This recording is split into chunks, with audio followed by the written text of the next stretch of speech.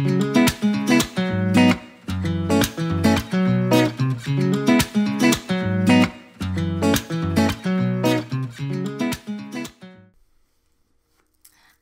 back. Okay, hey YouTube, hey everybody. Y'all already know what I'm here for. I'm here to give y'all my take on this week's episode of The Haves and the Have-Nots. This is season 5, episode 29, titled Stronger Together. Okay, so that title alone lets us know, like, maybe people are gonna stop working against each other and start working together. Makes sense, right? Okay, but before we even jump into this review, if this is your first time on my channel, please like this video, subscribe to my channel. I promise to give you great reviews on some of your favorite shows, just like this one. Okay, and for my returning subscribers, y'all, thank y'all so much. There's been a lot of craziness and like stuff going on in my family, so I haven't been able to get to you guys right away, but I am in a better mental headspace now. So thank you for all of your support. Now, so all that's out the way, the real reason why we're here, this week's episode, okay? So of course, it starts off where it left off, but when I tell y'all, this was the longest scene of my life, okay? The Haves and the Have-Nots, it started off some type of way. Like season 1 and season 2, I mean, the storylines just crawled by, okay? But the dedicated fans like myself, we stuck to it. This scene of the first scene of the show reminded me of the first season. I was dying, okay? They had never-ending conversations. And if this stuff is going to start happening again, I cannot sacrifice this type of time in my life, okay? That was my serious moment, okay? But whatever the case, starts off where it left off with the bloody money on the floor, okay? It's a wad. It's a huge, like, fat stack of money, okay? At this point, Benny was like, this is my money. What did you do, Candace? It has blood on it. He says it's his money. Candace says, no, it's not. They go back and forth like, why are you lying to me? And then Candace is like, it's not. She's looking at him with a straight face, but she kind of looks like, scared. It's like, okay, like, Candace, are you gonna do something? Are you scared you're gonna have to do something to Benny? Or are you just like embarrassed you got caught? Like, which one is it? Whatever the case, he's like, you know, this is my money right here. Where did you get this from? She was like, oh, it's the money I've been making around here. I'm like, girl, you did not make $45K being an escort, because I mean, you would have made your money and been out by now, okay? Like, if you was that good. And so he was like, what you're going to do is you're going to stop lying to me, okay? We're going to sit here on this bed. You're going to sit with me and not move. And you're going to sit here and watch me count this money. And if it turns out to be $45,000, since you claim to not know how much money it is, if it turns out to be $45,000, then I know that it's my money, okay? I wrapped my money just like this. I know it's my money. Okay, and then, oh, before he even starts counting it, he's like, please don't tell me this blood is from that dude that mommy stabbed in the house. And she's like, it's my money, okay? It's not your money. Still lying, okay? At this point, he wants to find out if this is his money for 2 reasons, okay? Reason number 1, problem solved. He has his $45,000 and he can take it back to the Malones. Reason number 2 would be because then he really sees who his sister truly is. At this point, he knows that she stooped to low levels before, but he would never think that she would stoop as low as to send someone into the house to harm their mother. So she just obliges with him, and apparently Tyler Perry wants us to believe that Candace sat there on the bed with him while he counted $45,000. Do you know how long it would take one person, that one person being Benny, to count $45,000? Like, Benny is not the sharpest tool in the shed. Like, I'm not saying, like, he's, like, he got issues or anything like that. But come on now. Like, I'm not about to sit there and watch nobody count $45,000. But apparently she did. And he finished it off and was like $45,000. And he looked like just so defeated at that point. So Candace says, let me explain, let me explain. And he's like, really? Like, do you hate mommy that much? And so Candace was like, Benny, please let me explain. And she's like, I just wanted to scare her. That's all. So Benny was like, so you sent him there? And just like took a deep breath. Because he loves his mother, but he loves his sister as well. And you could tell it's a catch-22 at this point. Like, he's stuck. He don't know what to do. So Candace was like, well, he didn't hurt her. And then Benny was like, but he shook her up. And Candace was like, boy, me and you both know that does not equate to being physically hurt. And so Benny is like, yo, what is wrong with you, man? And then Candace is like, I need that money. And so at this point, Benny just looks disappointed. So Candace says, please get her to sign and give me the money. Of course, another repetitive conversation. So Benny was like, you need to just get out of here, okay? Get out of this hotel.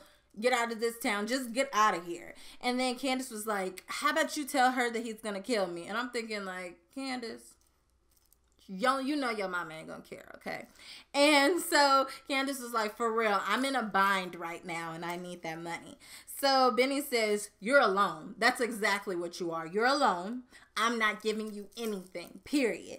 But Benny was like, but you're going to tell me who he is, the man that got into mommy's house. And I'm like, Benny, like, he's kind of like dead to the bed, okay? Not the bed, okay? The back of the burnt up van. Like, you're never going to find him, okay? Candace, like, lit him up. And so then Candace was like, no. So Benny says, I'll find out. And I'm like, yeah, okay. And so then Benny says, we're giving the money back to who it belongs to. You know what? And this was a touching line. He said, I ain't never had my heart broke, but you just did it. And I'm like, dang. Out of all the things she's done, he still had so much faith in her. And like his heart was whole when it came to Candace. And now I'm like, she really disappointed him. Okay, so at this point, Benny, he starts walking out the room. As soon as he opens up the door, bad timing, Gia then popped up, okay?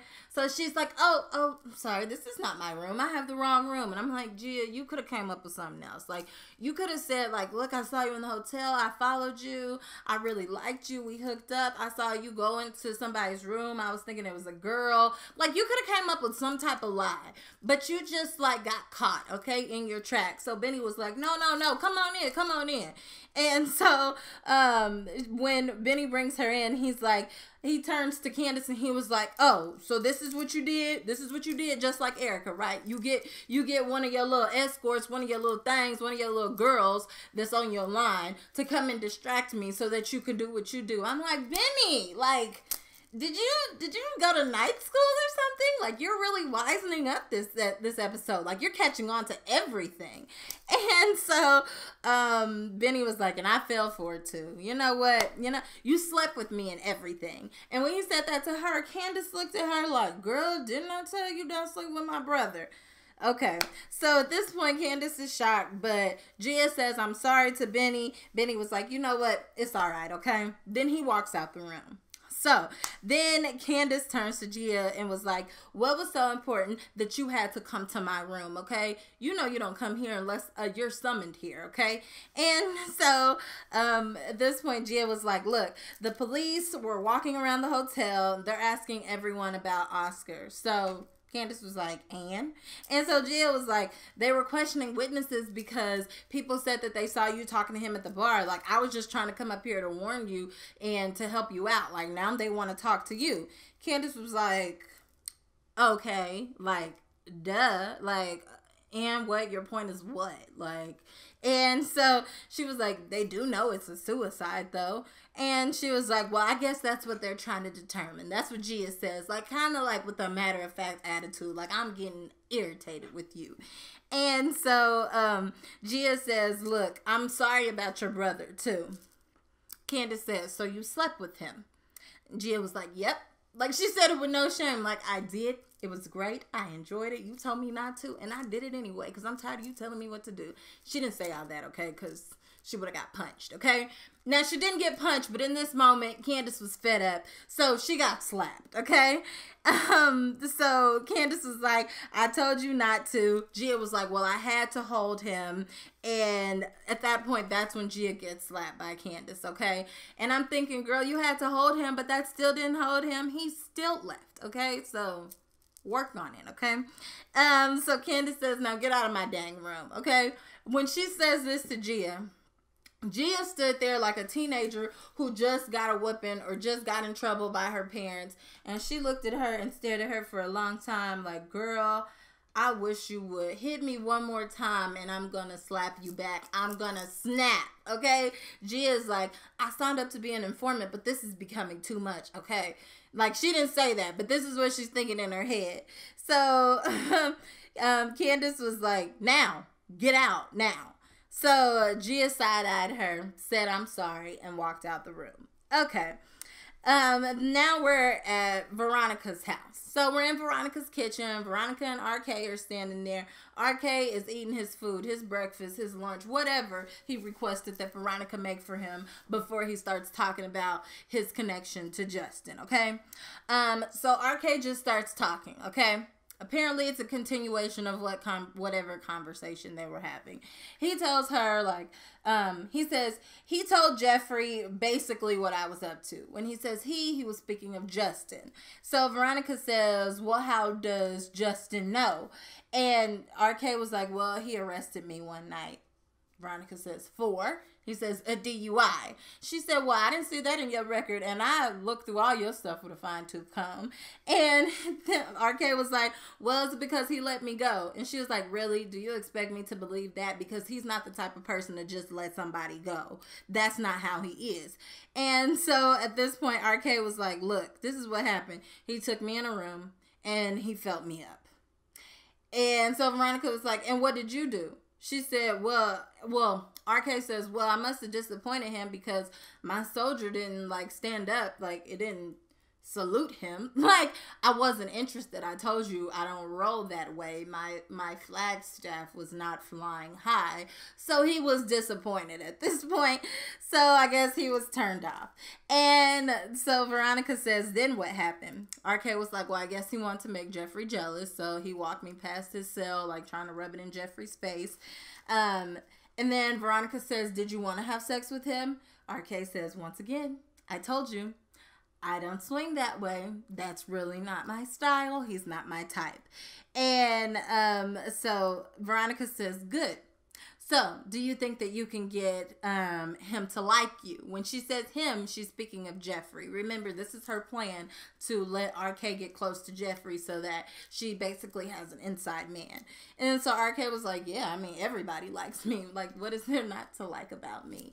You know, this is his, like, arrogance, like, bleeding through again now. And so Veronica tells him, like, I want you to keep tabs on Jeffrey. Although I know where he is at all times, you could be even closer than I am. And he was like, and what are you going to do for me in return? She said, you know that record you have? That long track sheet of misunderstandings, you say? I can make all that disappear. You'll get a fresh new start. And to anybody with a record like his, those words are like heaven, okay? They're joyous. So he says, okay, cool, deal. Now, we see Benny, okay? Benny walks into his house to go check on his mother, and who is laying on the couch? Derek, okay? Benny is fed up, okay? He is tired of seeing Derek there. He tells him, like, look, you really need to get out of here. You don't live here, bro. And so Derek was like, please don't wake your mother. She had a really long night. Benny was like, look, you won't stop telling me what to do, okay? I told you you're not my daddy. That's basically what he insinuated. Like, I told you you're not my daddy. And so Derek was like, my bad, my bad. Look, we just really want the same thing, okay? We want for your mother to be happy at the end of the day. So at this point, Benny starts questioning Derek's motives. Like, I mean, what are you around here for? Like, you want her money? You think she got money? You think this is our house? Like, you ain't got no money? Are you broke? Because let me let you in on something. We don't have no money either. This is not our house. Derek is like, look, I already know about all that. Like, she told me that. Like, I know. Like, I just am old school. Like, I like your mother. I think she's a pretty girl. I think she's a good person. I want her to be happy. And all I want to do is, like, take her out and show her a good time. That is all. So, he is like, I respect her. So Benny kind of like calms down a little bit and he's like, look, man, she's all I got at the end of the day, okay? because Candace then disappointed him, okay? So he's like, my mother is all I got. And so Derek says, I completely understand. And Benny then admits like he's just stressed out at this point. And then Benny says, like, you know, he turns to Derek and says, if you weren't here, what would have happened? Like, I can't believe my sister would send that dude over here to scare my mama like that. And so Derek is like, wait, what? Like, your sister did this? Now, please, don't tell your mother this. Like, this would crush her. Do not mention this to your mother. And so Benny was like, oh, so you getting to know her already. I'm like, oh, that's cute. You guys are finally vibing. Like, this could be something. Like, Benny could really accept you, and he don't accept nobody, okay? So, when Benny says, like, oh, you know her already, Derek was basically like, yeah, you know, that's bae, okay? He didn't say that, but that's how he was looking, okay? So, Derek tells Benny that he knows some people that know some people that know some people from his past life, because he was young at one point in his life, and basically, they can work together, okay? And they can figure out who this guy is that came up in here, and they can scare him enough to where he doesn't come back. And I'm like, I assure you guys, he's not coming back from the dead. But okay.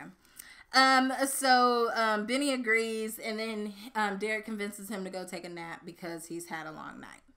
Okay, so then we see Broderick, the hotel manager. He rolls up to Catherine's house. He's fixing his suit coat. He's trying to make himself all cute because y'all know that he's trying to be Catherine's sugar baby, okay?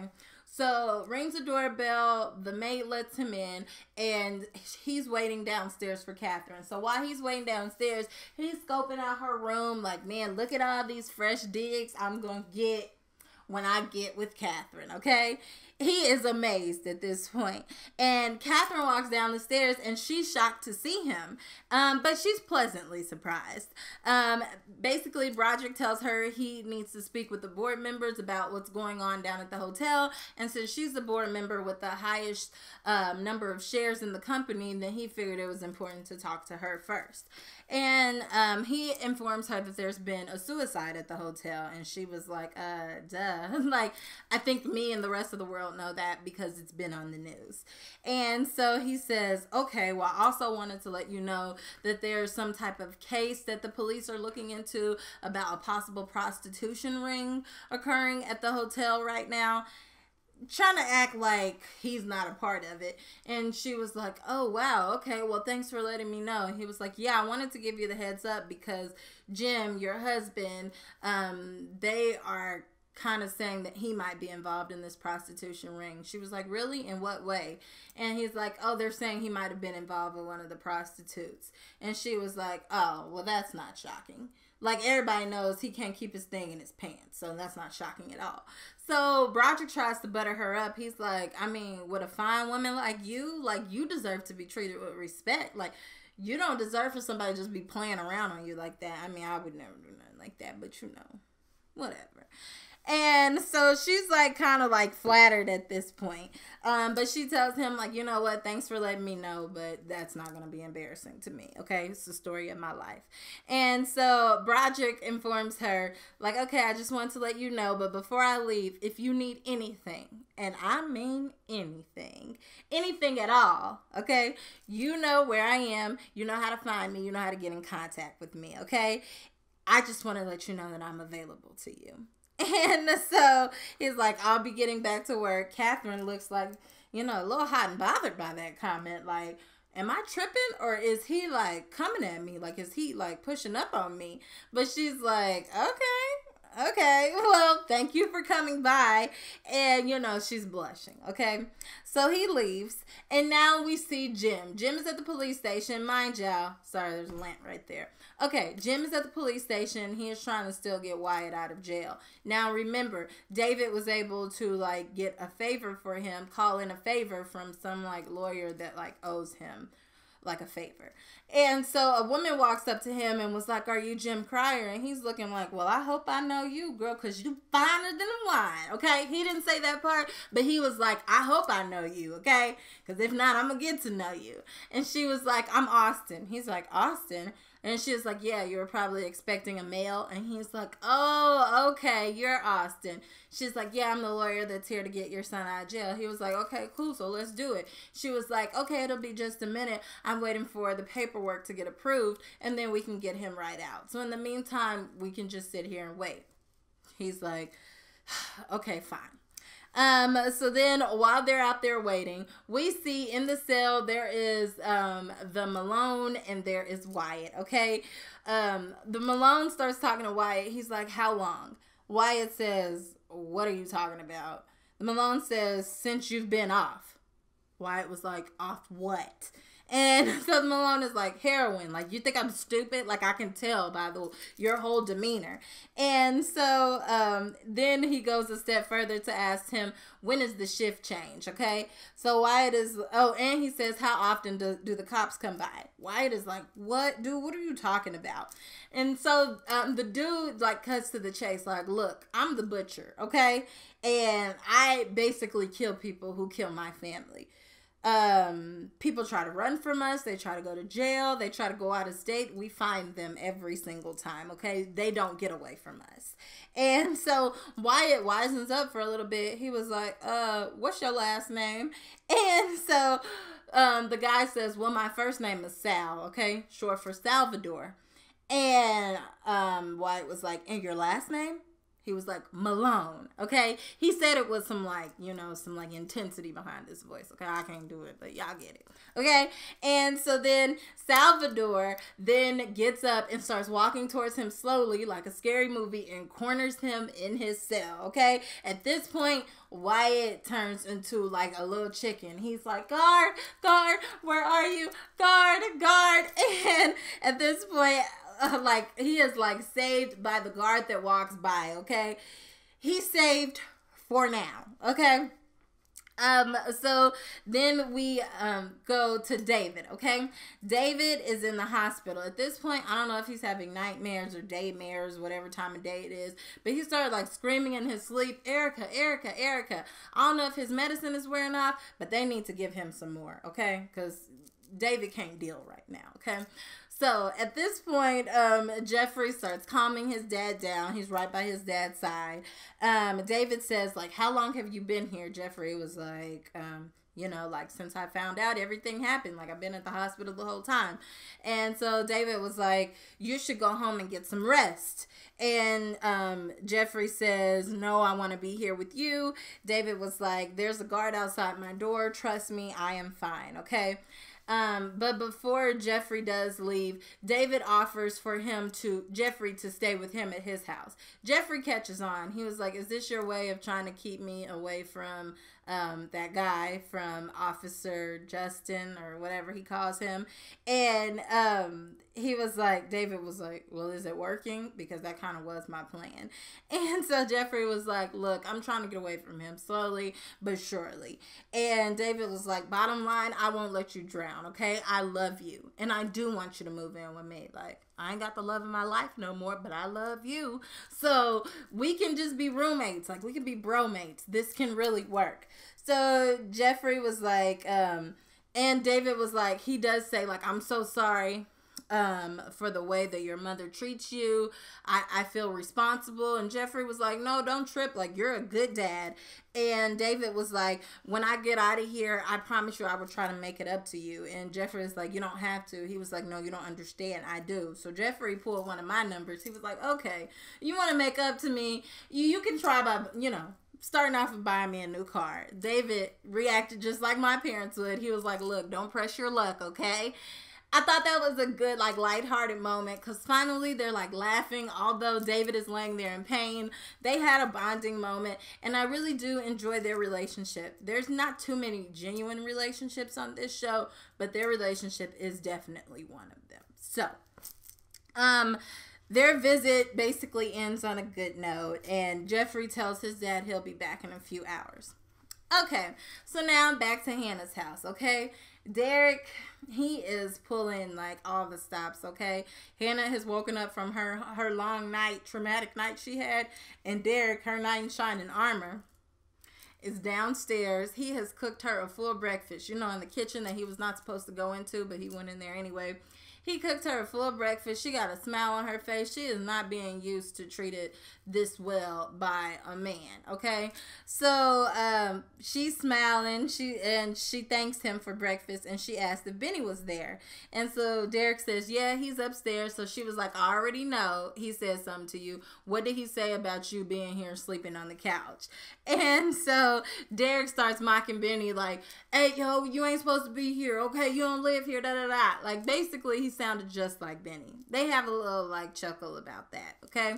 So then they continue to have small talk. Derek told Hannah that he watched her while she was sleeping. He tried to play around with her, tell her, like, she snores. But he was just joking with her. He ended up telling her she actually sleeps beautiful. Like, he's, like, mesmerized by her. Yeah, I go back and forth with Derek so much. I don't know, like, is Derek a good guy? Is he a bad guy? Like, is he Candace's dad? Like, I think he is. Yeah, I don't know. Speaking of that, pause, hold up. Yeah, where's Great Value Obama? Like, he didn't won the presidency, and we haven't seen him. And I've been waiting for him and Candace to connect. Because Candace, she's lost, okay? She need love, okay? Maybe it'll soften her up and release some of that evilness from her soul, okay? But anyways, so at this point they have small talk, but he's being a complete gentleman, okay? So, back to the police station. Austin, the lawyer, she gets approval for Wyatt's release, okay, to get him bailed out of jail. She goes up to the counter, the front desk guard, he's looking through the system. He doesn't see the papers in the system. Apparently, the system updates every 30 minutes, so they're going to have to wait for the update to occur for them to see the papers are approved and they can bail him out. Jim is freaking out because he doesn't want anything to happen to his son. But Austin was like, it's not that long. We can wait just a little while longer. Let's just take a seat. Okay, so then we see Wyatt in his cell, okay? He is curled up in the corner like a baby, okay? He is shaking, okay? Because he knows this is a Malone and his life is on the line here, okay? Wyatt, y'all, in last week's episode, I said that Benny is like a cat. He has 9 lives, but yeah, Wyatt is the real one that's a cat because he escapes death like at every angle. It's ridiculous. And he really did like legit like die or flatline or almost lost the pulse, like, and he was still alive, whatever. Wyatt is curled up in the corner of his cell, and Salvador starts walking towards him once again, okay? He wants to get the job done. And so Wyatt starts screaming for a guard again, and right in perfect timing, Justin walks up, okay? Wyatt has developed some type of relationship with Justin because he knows that Justin is gonna get his good stuff for him, okay? So he goes up to Justin, starts talking to him like, you got the stuff? Justin was like, of course I do. He's like, well, give it to me, please, you know what I need. And so Justin was like, well, what are you gonna do for me? Because you know people make trades in jail all the time, but what you gonna do for me? And so Wyatt was like, well, get me out of here. Like, I can't do nothing here. Get me out of this cell. And so then Justin opens up the cell, puts him in handcuffs, and walks him out, okay? At this point, Wyatt probably made the best decision he could have made, okay? Justin is not the best person to go with, but if you stay in this cell any longer and the guards aren't around, dude is gonna kill you, okay? So he was stuck between a rock and a hard spot. So he really didn't have much of a choice but to go with Justin. Okay, so next thing you know, we see back to Veronica's house. Veronica it walks downstairs. RK is asleep like a baby on the couch, okay? She goes and wakes him up, okay? Because she wants him to get to work for her, okay? She says, you need to call my son. Tell him that you want to see him. I want photos of you with him.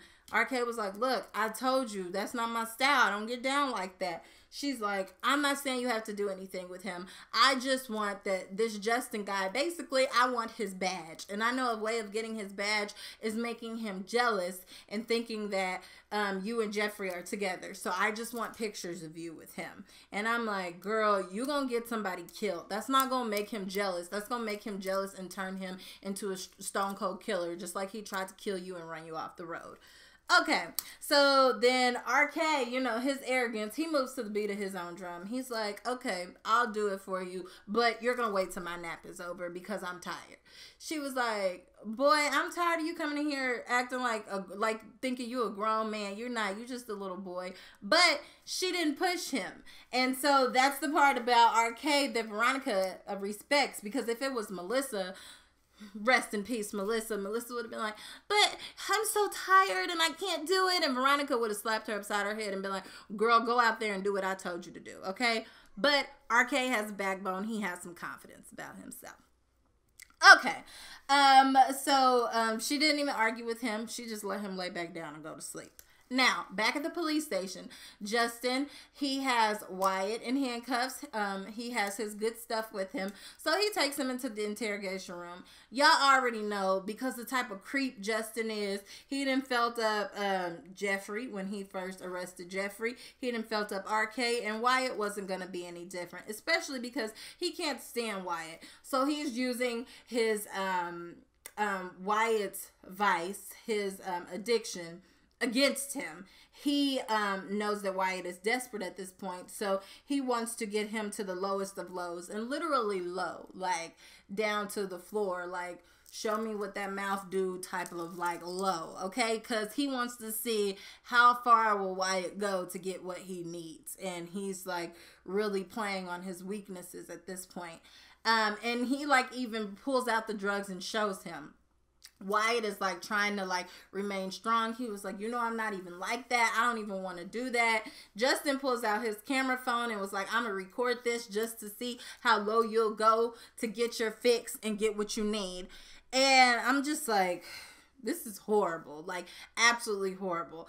I don't trust Justin at this point. Justin would be the type to record it on video and then show Jeffrey, to make Jeffrey not only mad, make him try to like hate Wyatt, and then at the same time be like, Wyatt is not this like great person that you think he is, and he's on my bus now, so you may as well stay on for the ride. Okay, horrible. Okay, but he specifically says, I want to see how low a junkie will go for his fix, and right in perfect timing, as soon as Justin unzips his pants, Jim and Austin, the lawyer, walk into the interrogation room to bail Wyatt out of jail, and they are stunned, like, what is going on here?